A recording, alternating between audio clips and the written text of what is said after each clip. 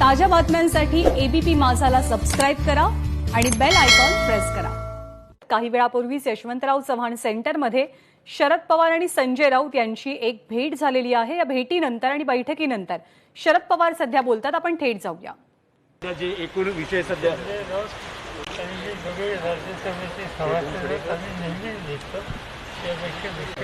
सुशांत सिंह प्रकरणावर काही चर्चा झाल्याचं म्हटलं जात आहे। चर्चा करायचं कारण नाही, माझ्या दृष्टीने काय त्याची चर्चा करायचं कारण नाही। आदित्य ठाकरे यांचं नाव आता थेट या प्रकरणात येऊ लागले आहे। सर्वोच्च न्यायालयात उल्लेख झालेला आहे। एक जण बोलला तर उत्तर आहे, एका वेळी 3 लोक विचारतात। एकच मिनिट सर, एकच व्यक्ती विचारेल। या प्रकरणात आता थेट आदित्य ठाकरे यांचं नाव येऊ लागलंय। सर्वोच्च न्यायालयात त्यांच्या नावाचा उल्लेख झालाय। मुंबई पोलिसांवर दबाव आहे असं म्हटलं जातं आहे।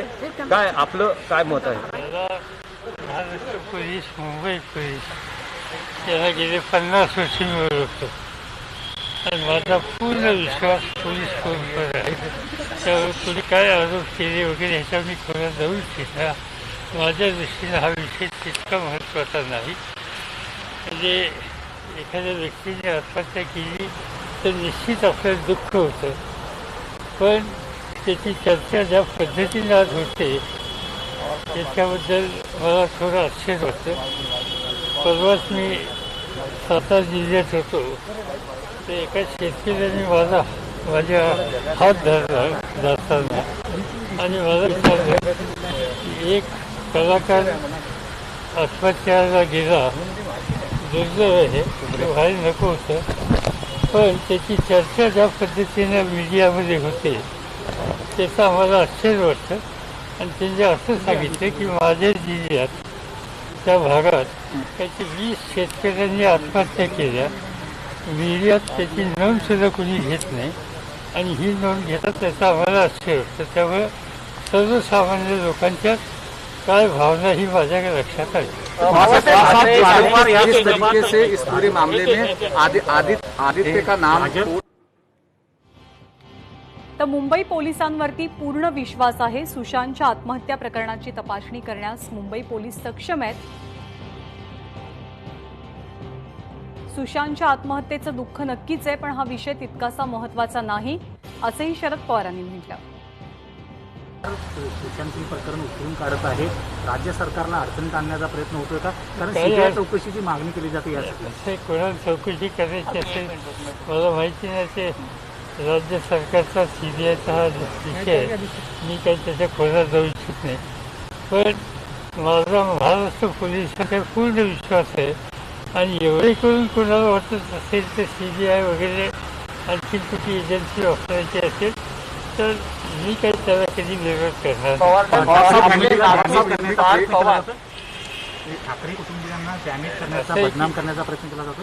असं आहे की याच्यात त्याच्या पाठीमागचा हेतू काही मी काही सांगू शकत नाही। आपले नातू पार्थ पवार यांनी सीबीआयची मागणी केलेली आहे। आपले नातू पार्थ पवार यांनी सीबीआयची मागणी केलेली आहे। माझ्या नातूच्या बोलण्याला कवडीची किंमत आम्ही देत नाही, ते इमॅच्युअर आहे।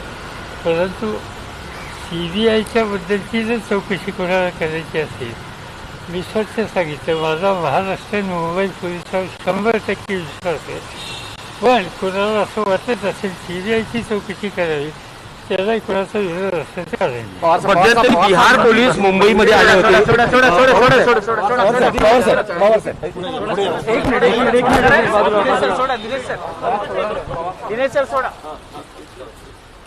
तर सुशांत सिंग राजपूतच्या आत्महत्ये प्रकरणाची सीबीआय चौकशी व्हावी अशी मागणी पार्थ पवारांनी केलेली होती। तसं पत्र त्यांनी गृहमंत्र्यांना दिलेलं होतं, परंतु माझ्या नातवाच्या मागणीला काडीचीही किंमत देत नसल्याचं शरद पवार यांनी म्हटलेलं आहे। कवडीची किंमत नाही, शरद पवार यांचं हे विधान पार्थ पवार यांच्या सीबीआय बोलण्याला कवडीची किंमत आम्ही देत नाही, ते इमॅच्युअर आहे। परंतु सीबीआयच्या बद्दलची जर चौकशी कोणाला करायची असेल, मी स्वच्छ सांगितलं माझा महाराष्ट्र मुंबई पोलिसांवर 100% विश्वास आहे। पण कोणाला असं वाटतं तर हेच ते विधान पार्थ पवार यांनी केलेल्या सीबीआय मागणी संदर्भातलं। पार्थ पवार इमॅच्युअर आहेत, असमंजस आहेत, माझ्या नातवाच्या मागणीला कवडीचीही किंमत देत नाही, कारण या मुद्द्यावरनं बरीचशी चर्चा रंगलेली होती की एकीकडे ज्यांचं सरकार आहे म्हणजे राष्ट्रवादीकडेच गृह खातं आहे आणि सातत्यानं मुंबई पोलिसांवरती त्यांच्या विश्वासार्हतेवरती प्रश्नचिन्ह उपस्थित होत आहे आणि दुसरीकडे पार्थ पवार यांनी सीबीआय चौकशीची मागणी सुशांतच्या आत्महत्या प्रकरणी केली. आपण पुन्हा एकदा पाहूयात पार्थच्या अनुषंगानं प्रश्न विचारल्यावर शरद पवार काय म्हणाले.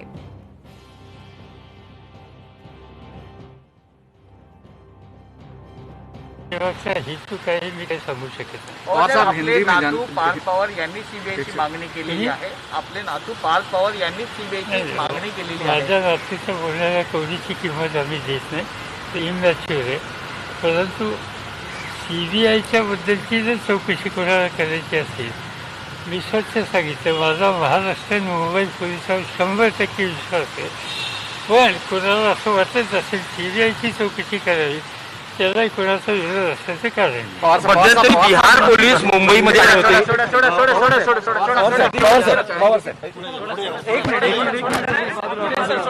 आणि शरद पवार यांच्या याच विधानाविषयी आपण बोलूयात. अभय देशपांडे राजकीय विश्लेषक आपल्या सोबत आहेत.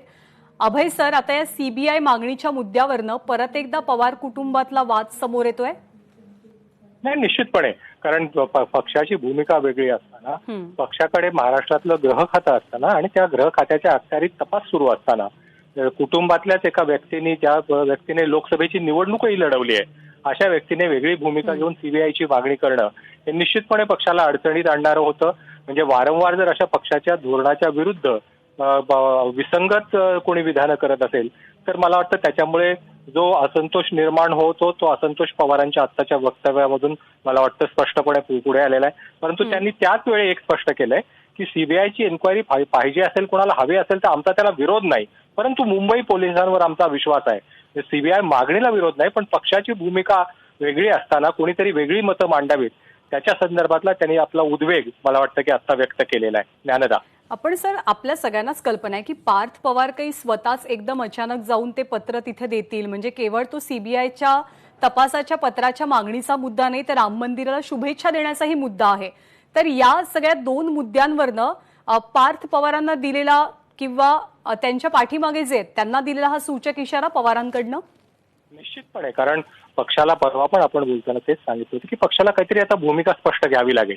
कारण अनेक वेळा व्यक्तिगत मतं म्हणून अशा गोष्टींकडे दुर्लक्ष केलं जातं, परंतु ते कलह टाळण्याचा उद्देश त्यामागे असतो आणि त्याच्यातून काहीतरी बोध घ्यावा ही अपेक्षा असते. पण ते घेत नसेल आणि वारंवार तशा चुका होत असतील किंवा जाणीवपूर्वक तसं केलं जात असेल तर त्यांना समज देण्याच्या दृष्टीने मला वाटतं की पवार यांनी हे मोठं वक्तव्य केलं असावं.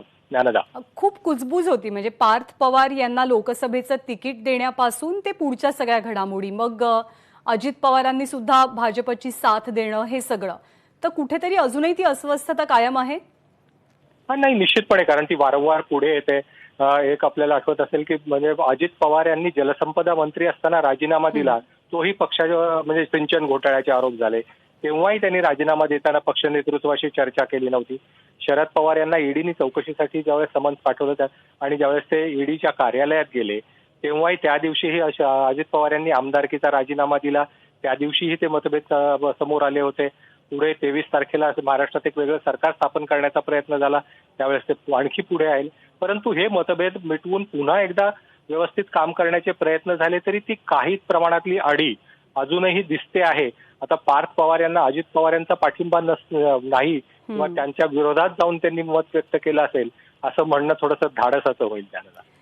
पण शरद पवारांचं आत्ताचं मत म्हणजे इतक्या जाहीरपणे म्हणणं की माझ्या नातवाच्या मागणीला कवडीभरही किंमत नाहीये किंवा तो इमॅच्युअर आहे, अपरिपक्व आहे, हे उद्वेगातनं आलेलं विधान आहे की आणखी काही? नाही, उद्वेगातनंच. कारण हेच जर विधान पक्षातल्या अन्य कुठल्या नेत्यांनी केलं असतं तर त्या संदर्भात पक्षाने अशीच भूमिका घेतली असती का? म्हणजे प्रश्न असा आहे की कुटुंबातली व्यक्ती असल्यामुळे काही अडचणी निर्माण होतात आणि ठोस कारवाई पण करता येत नाही. अशा वेळेस हा उद्वेग मला वाटतं बाहेर येतो आणि तो एक पद्धतीने त्यांनी आज व्यक्त केला आणि एक इशाराही या निमित्ताने दिलेला आहे असं म्हणावं लागेल. संजय राऊतांनी आत्ताच थोड्या वेळापूर्वी शरद पवारांची भेट घेतली, त्यामध्ये सुद्धा या सगळ्या गोष्टी कदाचित चर्चेला गेल्या असतील, म्हणजे पार्थ पवारांची मागणी म्हणा किंवा अन्य म्हणजे सुशांतच्या आत्महत्येवरनं जे विषय रंगता आहेत आणि जे सवाल उपस्थित केले जातात त्या अनुषंगानं. नाही, एकूणच या तपासात मुंबई पोलिसांनी सुरुवातीला जो ढिसाळपणा दाखवला त्यामुळे अनेक प्रश्न निर्माण झाले. त्या प्रश्नातून मग संशय वाढत गेला आणि एक परसेप्शन असं तयार होत गेलं की हे प्रकरण दडपण्याचा प्रयत्न महाराष्ट्र सरकार किंवा मुंबई पोलीस करतात आणि त्यातून अनेक वादविवाद निर्माण झाले. आणि आता हा प्रश्न राष्ट्रीय पातळीवर गेलाय, त्यावरून ठाकरे कुटुंबावर आरोप होत आहेत. अशा वेळेस एक आघाडी म्हणून एकसंघ काहीतरी भूमिका घेणं आवश्यक आहे. या पार्श्वभूमीवर मला वाटतं की आजची भेट असावी आणि पुढची रणनीती काय असावी. उद्या जर सुप्रीम कोर्टाने हा तपास, कारण तिथे सुद्धा ज्युरिस्डिक्शन विरुद्ध जस्टिस असा एक वेगळा मुद्दा पेच निर्माण झालेला आहे आणि त्यात जरी बिहार सरकारला अधिकार नसले तरी या प्रकरणातला एकूण सगळा सूर बघता हे प्रकरण सीबीआयकडे सोपवण्याचा निर्णय जर सर्वोच्च न्यायालयाने दिला तर त्या संदर्भात पुढे काय भूमिका घ्यावी, कोणाही कशा मतं मांडावीत, मला वाटतं या संदर्भात चर्चा झाली असावी. आणि शरद पवार यांचं जे आत्ताचं वक्तव्य आहे की सीबीआयकडे द्यायला आमची काही हरकत नाहीये, मला वाटतं की त्या अनुषंगाने त्या विधानाकडे बघायला हवं. ज्ञानदा. अभय सर, तुम्ही राहाच आपल्यासोबत. आपण पुन्हा एकदा पाहूयात की शरद पवारांनी नुकतंच काय म्हटलंय, खास करून पार्थ पवार यांच्याविषयी. रात्रीच्या बोलण्याला कोणीची किंमत आम्ही देत नाही, ते इमॅच्युअर आहे. परंतु सीबीआयच्या बद्दलची जर चौकशी कोणाला करायची असेल, मी स्वच्छ सांगितलं, माझा महाराष्ट्र मुंबई पोलिसांवर 100% विश्वास आहे. पण कोणाला असं वाटत असेल सीबीआयची चौकशी करावी, त्याला कोणाचा विरोध असल्याचं कारण नाही. आणि गेल्या काही दिवसांपासून आपण जर का विचार केला तर पार्थ पवार, अजित पवारांचे सुपुत्र पार्थ पवार यांनी पक्षविरोधी किंवा पक्षाच्या विचारविरोधी भूमिका केव्हा केव्हा घेतल्यात त्यावरती सुद्धा एक नजर टाकूया. पार्थ पवारांनी अयोध्येतल्या राम मंदिरासाठी शुभेच्छा पत्र दिलं होतं आणि काही दिवसांपूर्वी त्यांच्या आजोबांचं म्हणजे शरद पवारांचं विधान होतं की मंदिर बांधल्यानं कोरोना हटणार आहे का, जाणार आहे का. तर सुशांत आत्महत्या प्रकरणाचा तपास सीबीआयकडे सोपवण्यासाठी त्यांनी गृहमंत्री अनिल देशमुखांची भेट घेतली, तसं पत्रही सादर केलं. तर पारनेरमध्ये शिवसेनेचे नगरसेवक फोडण्यात पुढाकार घेतल्याचा राजकीय आरोप सुद्धा पार्थ यांच्यावर झाला होता. लोकसभेच्या पराभवानंतर पार्थ पवार राजकारणात फारसे सक्रिय दिसले नाहीत. पुन्हा एकदा आपण जाऊयात, राजकीय विश्लेषक अभय देशपांडे सर आपल्या सोबत आहेत. सर, हे आता पार्थसाठी सुद्धा अडचणीचं असू शकतं किंवा पर्यायानं अजित पवारांसाठी सुद्धा. खरं तर पवार कुटुंब वैयक्तिक गोष्टी आणि राजकारण कायमच वेगळं ठेवतात असं म्हटलं जातं, पण हा थोडासा क्रिटिकल मुद्दा होऊ शकतो, पार्थची विधानं किंवा पार्थच्या या भूमिका. नाही, निश्चितपणे, कारण पुढच्या काळामध्ये सुद्धा ज्ञानदा कोणीही आपल्या मुलाला जाहीरपणे रागवत नाही, त्यांनी खोड्या केल्या तरी. घरी गेल्यानंतर त्याला समज देतात. पण ज्यावेळेस शरद पवार असं वक्तव्य जाहीरपणे करतात त्यावेळेस त्यांचा स्वाभाविकच उद्वेग लक्षात येतो आणि मला वाटतं की त्यांनी सांगितलं की पक्षाच्या धोरणाच्या विसंगत भूमिका घेऊ नये आणि ती घ्यायची असेल तर किमान पक्षात चर्चा करावी. कारण असं आहे की पार्थ पवार यांनी लोकसभा निवडणूक लढवली तेव्हा सुद्धा शरद पवारांनी आधी सांगितलं होतं की त्यांना एकाच घरातले किती उमेदवार द्यायचे. त्यानंतर त्यांनी आपला आग्रह कायम ठेवल्यानंतर पवारांनी स्वतः माघार घेतली आणि त्यांना उमेदवारी दिली. परंतु या सगळ्या गोष्टी मला वाटतं की आता त्या एक कुटुंबापुरत्या मर्यादित राहिलेल्या नाहीयेत. आता शरद पवारांच्या कुटुंबात अनेक वेळा असे प्रसंग निर्माण झाले, पण त्यांनी ते कौशल्याने हाताळून ते कुटुंब अबाधित ठेवलं आणि त्याला काही धक्का लागू दिला नाही. या प्रकरणानंतरही अजित पवार यांची भूमिका काय असेल? आजोबांनी आपल्या मुलाला असं जाहीररित्या फटकारलेलं त्यांना आवडलंय का? या सगळ्या गोष्टी मला वाटतं बऱ्याच महत्वाच्या आहेत आणि हा वाद त्याच्यावरच अवलंबून आहे पुढे काय होणार ते. अभय सर, तुम्ही राहाच आपल्यासोबत. वैभव परब आपले प्रतिनिधी सुद्धा आपल्यासोबत आहेत. वैभव, आता शरद पवारांच्या विधानावरनं प्रतिक्रिया कशा उमटू लागल्यात? नक्कीच सगळ्यात जास्त प्रतिक्रिया तर शिवसेनेच्या नेत्यांच्या, युवासेनेच्या कार्यकर्त्यांच्या येऊ लागलेल्या आहेत. कुठेतरी ज्या प्रकारे या संपूर्ण प्रकरणाला वळण दिलं गेलं आणि शरद पवारांनीच पार्थ पवारांना अशा प्रकारची वक्तव्य करणं हे सगळ्यात जास्त आनंद शिवसेनेच्या कार्यकर्त्यांना, नेत्यांना, युवासेनेच्या पदाधिकाऱ्यांना झालेला आहे. कारण का ह्या सगळ्या प्रकरणाची सीबीआयकडे मागणी करावी ही सर्वात प्रथम उपमुख्यमंत्री अजित पवार यांचे पुत्र पार्थ पवार यांनी केली होती. आणि एक जर पाहिलं तर महाविकास आघाडीचं सरकार आहे, 3 पक्षांचं मिळून एक सरकार आहे. म्हणजे एक पक्ष अडचणीत असताना त्यांच्यात संलग्न असणाऱ्या पक्षानं अशा प्रकारची मागणी करणं, यामुळे शिवसेनेच्या नेत्यांमध्ये प्रचंड चीड निर्माण झाली होती. दुसरी गोष्ट म्हणजे गृह खातं राष्ट्रवादीकडे आहे. कुठेतरी राष्ट्रवादी शिवसेनेचा वेगळ्या पद्धतीनं काहीतरी वेगळं प्रकरण करत आहे का, सपोर्ट करत नाही का, या सगळ्या चर्चा आता सुरू झालेल्या होत्या. परंतु पार्थ पवार यांच्या सगळ्या प्रकरणाला आता शरद पवारांनी जवळपास पूर्ण विराम दिल्याचं आता इकडे चिन्ह आपल्याला पाहायला मिळत आहे। परंतु आता या सगळ्या प्रकरणानंतर अजित पवार कशा प्रकारे प्रतिक्रिया देणार, आपण सकाळपासूनच पार्थ पवार यांची प्रतिक्रिया घेण्याचा प्रयत्न करत आहोत, त्यांच्यापर्यंत आपण निरोप देखील पोहोचवलेला आहोत, परंतु अद्याप कुठल्याही प्रकारची प्रतिक्रिया पार्थ पवार यांच्याकडून आलेली नाहीये। त्यामुळे पार्थ पवार आता आपल्या आजोबांना यावर प्रत्युत्तर देणार का, जी चूक झालेली आहे किंवा जे काही घडामोडी घडतात किंवा सीबीआयच्या मागणीवर ते ठाम राहणार आहेत, हे पाहावं लागणार आहे नानद आपल्याला। वैभव, तू राहाच आपल्यासोबत। ज्येष्ठ पत्रकार विजय चोरमारे सर सुद्धा आपल्यासोबत आहेत। विजय सर, शरद पवारांनी जाहीरपणे आपल्या नातवाला फटकारणं याचा अर्थ काय होतो? पार्थ पवारने ज्या पद्धतीनं सीबीआय चौकशीची मागणी केली होती, ही भूमिका महाविकास आघाडीच्या सरकारच्या भूमिकेच्या विरोधातली होती। त्यात ही पुन्हा राष्ट्रवादी काँग्रेसकडे गृह खातं असताना अशा पद्धतीची मागणी करणं हे गृह खात्यावरचा आणि पोलिसांच्यावरचा अविश्वास होता आणि त्यामुळे शिवसेना आणि राष्ट्रवादी काँग्रेस या दोन्ही पक्षांच्या मध्ये एक अविश्वासाचं वातावरण निर्माण करणार ती मागणी होती, मला वाटते पार्थ पवारची। आणि त्या संदर्भात थोड्या उशिरा माध्यमातून प्रतिक्रिया आल्या आणि त्याची चर्चाही खूप झाली। त्यामुळे राष्ट्रवादी काँग्रेसच्या भूमिकेच्या संदर्भात संशय निर्माण करणारी ती प्रतिक्रिया असल्यामुळं शरद पवारांना त्या संदर्भात ठोसपणे आणि स्पष्टपणे प्रतिक्रिया देणं भाग पडलं असं दिसतं। खरं तर पार्थ पवार यांच्या विधानाची, यांच्या प्रतिक्रियेची कुणी दखल घेण्याचं कारण नव्हतं, कारण पार्थ पवार हे राष्ट्रवादी काँग्रेसच्या कुठल्याही पदावर नाहीत किंवा त्यांनी जी प्रतिक्रिया दिलेली आहे ती प्रतिक्रिया ही राष्ट्रवादी काँग्रेसच्या वतीनं म्हणून दिलेली नाही, कारण ते त्यांचं व्यक्तिगत लेटरहेड दिलेली प्रतिक्रिया आहे। पण पार्थ पवार हे अजित पवार यांचे पुत्र असल्यामुळे त्यांना प्रतिक्रियेला महत्व प्राप्त होतं।